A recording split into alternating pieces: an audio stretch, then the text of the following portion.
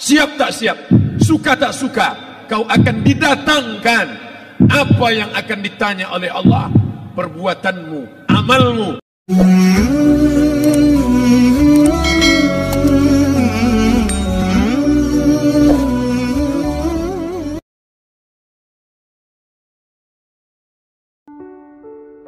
Malam ini kita menyadarkan diri kita, terlebih lagi yang berceramah, jangan kau hanya sampai menyampaikan ayat saja. Hai Abdul Somad, apakah kau yang bicara itu hatimu sudah hidup?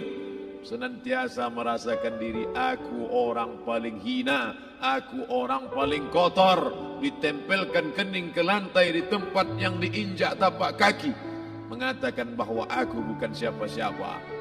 Umur diberikan Allah 40, 60, 70. Berapa yang kupakai untuk menolong agama Allah? Berapa yang kupakai untuk mengingat Allah? Mata, tangan, telinga, kaki akan diminta tanggung jawab di hadapan Allah. Dulu dibangga-banggakan, dihormati, dimuliakan. Yang kami muliakan Al-Mukarram, Al-Ustadz. Tapi pada saat tiba masanya, yang kita bawa tak lain tak bukan innallaha la yanzuru ila ajsamikum. Allah tak menengok badan, fisik, bentuk tubuh, baju. Ini sampulnya saja. Wala ila suwarikum, Allah tak menengok rupa, wajah. Walakin yanzuru ila qulub. Hati kamu yang bersih itulah yang kau bawa menghadap Allah Subhanahu wa taala. Yauma la yanfa'u malun, harta tak berguna, wala banun, anak tak bisa menolong, harta tak berguna, anak tak mampu menolong, illa man atallah, kecuali orang yang datang menghadap Allah biqalbin salim, dengan hati yang bersih, hati yang tulus, hati yang memercikkan cahaya iman, hati yang bersih dari hasad, busuk hati, sum'ah, riya, takabbur. Itulah yang menolong di hadapan Allah Subhanahu wa taala. Apa kata Imam Ali radhiyallahu an? An-nasu niyam. Semua manusia waktu hidup itu tidur. Bapak tidur, ibu tidur, saya tidur. Semua orang waktu hidup itu tidur. Falamma matu, ketika dia mati, disitulah dia baru terjaga dari tidur panjang. Saat Israel mencabut nyawa, ditarikkan adalah satu centapan yang kuat. Disitulah kita baru terjaga dari tidur panjang. Betapa aku meninggalkan salat, betapa aku tak berzakat, betapa dulu kekuasaan. Aku lulus umur 30, pensiun 58, 28 tahun, apapun tak pernah kubuat untuk agama. Sibuk membesarkan anak, sibuk mengurus warisan. Anak pun tak ingat dengan kita, karena kita lupa menanamkan pendidikan agama di dalam otak kepalanya. Harta yang banyak tak sempat menolong agama Allah. Anak tunggal semata wayang tak sempat dididik agama. Istri meninggalkan dalam keadaan stres susah hatinya, karena dia tak diajarkan sabar menerima ridha ketetapan takdir Allah. Dan paling celaka, tak pernah anggota tubuh ini dipakai untuk berzikir, muhasabah, mengingat Allah. Tak pernah mata dipakai menengok Quran, kitab suci Allah. Tak pernah dipakai hati merenung sejenak. Apa yang akan kubawa mati menghadap Allah Subhanahu wa ta'ala. Abdul Somad dari dalam tanah naik ke atas tanah, ceramah, masuk balik ke dalam tanah. Yang kau bawa apa? Baju koko tinggal, peci tinggal, pakaian kehormatan tinggal.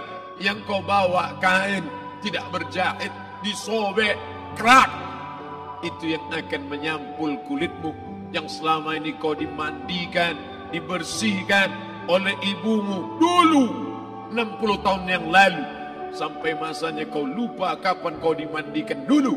Sekarang ruh melihat, disebut dia ruh karena dia raha ya ruhu ruh, seperti aroma semerbak yang datang pergi hinggap. Ruh sampai masanya dia datang masuk ke dalam jasad. Ruh sampai masanya dia pergi meninggalkan jasad. Malam ini dimuliakan Al-Mukarram Haji Abdul Somad LCMA. Kenapa Abdul Somad ini dimuliakan? Karena ruh hinggap sejenak sebentar, sampai masanya besok pagi dia ruh keluar dari dalam tubuh ini. Anak yang katanya ayahku sayang, istri katanya kaulah abang. Sampai masanya mereka tak lagi mau mendekat. Rumah itu saya yang buat, saya yang mengukurnya. Tapi begitu ruh sudah keluar dari badan, tidak satu pun semeter, sesenti, sejengkal, sehasta ada tempat di rumah itu untuk jenazah bernama jenazah Abdul Somad. Mana kawan, sahabat, andai tolan, anak menantu, teman sekantor, semuanya pergi meninggalkan. Yang tetap dibawa, kalau pernah kaki melangkah salat berjamaah di masjid, kalau pernah tangan mengusap kepala anak yatim, kalau pernah tangan mengucap subhanallah. Nanti di akhir tausiah kita akan berzikir, munajat, muhasabah diri, berdoa, mengenang apa yang akan kita bawa menghadap Allah Subhanahu wa taala. Datang malaikat membawa kain kafan dari cahaya, akan menyambut ruh yang mulia. Hadis riwayat Ahmad bin Ambal dalam kitab Al-Musnad, turun malaikat berlomba-lomba membawa kain putih dari cahaya, menunggu ruh akan keluar. Ruh menetes seperti embun di ujung daun. Daun tidak bergoyang, ranting tidak patah. Ruh menetes pelan turun ke dalam kain kafan, dibawa malaikat ke pintu langit. Tak sabar mereka menyambut. Inikah dia yang selama ini berjamaah? Berapa banyak yang masyhur terkenal di bumi, malaikat tak mengenal dia. Ini ruh siapa? Tapi ini bukan LCMA, dia bukan ustadz, dia bukan ulama, tapi imannya dalam, kekuasaan dipakai menolong agama Allah. Ruhnya keluar di bawah, semua malaikat mengucapkan salam. Inilah orang yang selama ini kami tunggu-tunggu, catatannya sudah lama. Setiap pagi petang malaikat subuh membawa catatan namanya, malaikat malam membawa catatan namanya. Kami merindukannya. Begitu orang-orang yang masyhur di langit tapi tak dikenal makhluk bumi. Tapi ada sebaliknya, yang rohnya disentapkan, ditarik malaikat dengan begitu tarikan yang sangat kuat. Nabi bertanya saat Isra Mi'raj kepada mereka yang sudah mati ribuan tahun yang lalu, apa yang kalian rasakan? Yang satu mengatakan seperti tebasan pedang di tempat yang sama beratus kali. Yang satu mengatakan seperti kambing yang dikuliti hidup-hidup. Yang satu mengatakan seperti mata kail pancing ditarik dari kulit yang basah. Maka kita berdoa setiap selesai salat, Allahumma hawwin alaina, ringankan kami ya Allah, fi sakaratil maut, di saat sakaratul maut yang amat sangat menyakitkan itu.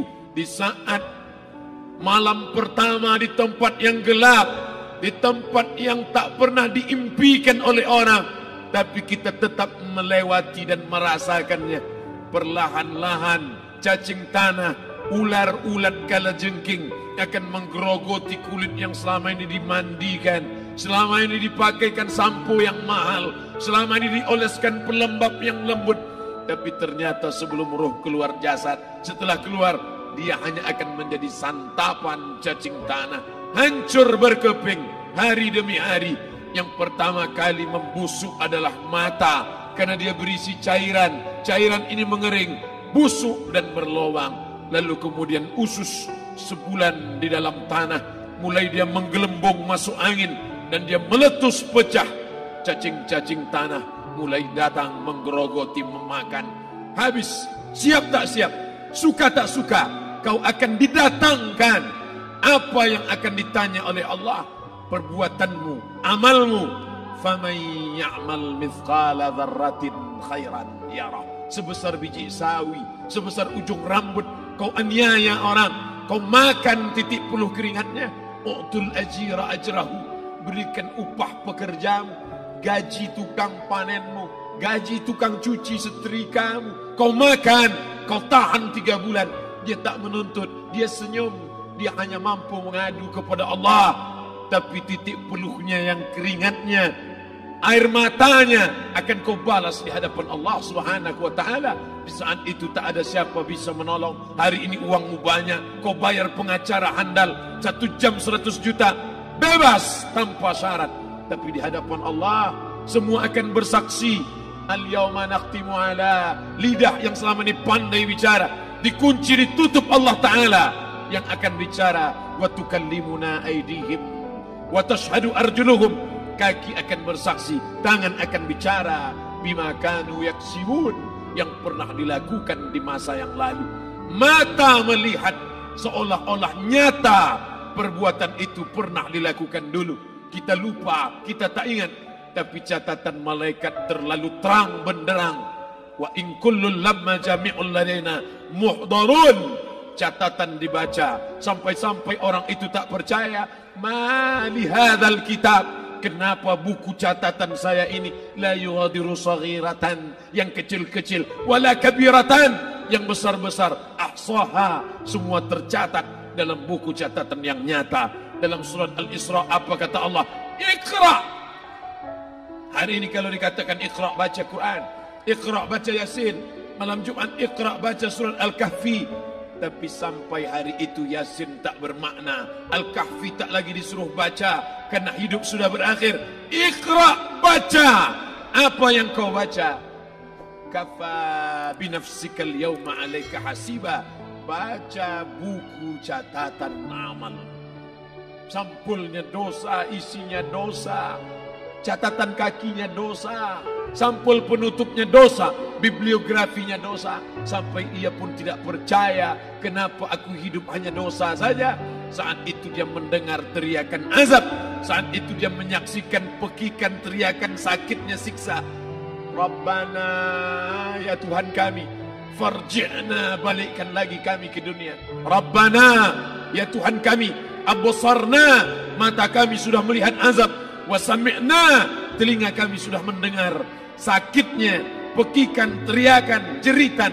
Farji'na, balikkan lagi kami ke dunia. Na'mal salihan, kami ingin amal saleh.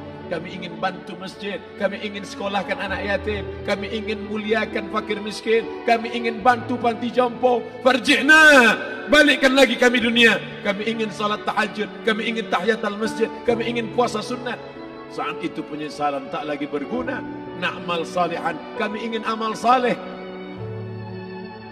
Andai kau beri kami tenggat waktu ya Allah, laula akhartani, kalau kau beri aku waktu, ila ajalin qarib, aku tak minta hidup 1000 tahun.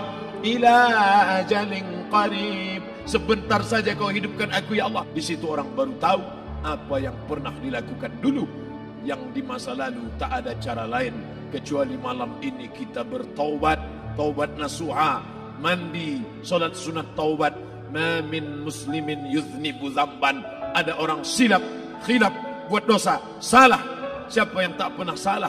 Sedangkan datuk moyang kita Adam pun salah, tapi dia mengetahui, sadar salahnya. Dia berdoa, Rabbana zalamna anfusana, kami sudah menzalimi diri kami. Wa illam taghfir lana, kalau kau tidak mengampuni kami, wa tarhamna, kalau kau tidak merahmati kami, lanakunanna minal khasirin, kami termasuk orang yang rugi ya Allah. Maka malam ini kita bermunajat kepada Allah, berdoa, mengenang masa lalu, bergelimang dosa, besok tak akan kita ulang. Kita minta ampun kepada Allah Subhanahu wa taala. Astaghfirullahalazim. Astaghfirullahalazim.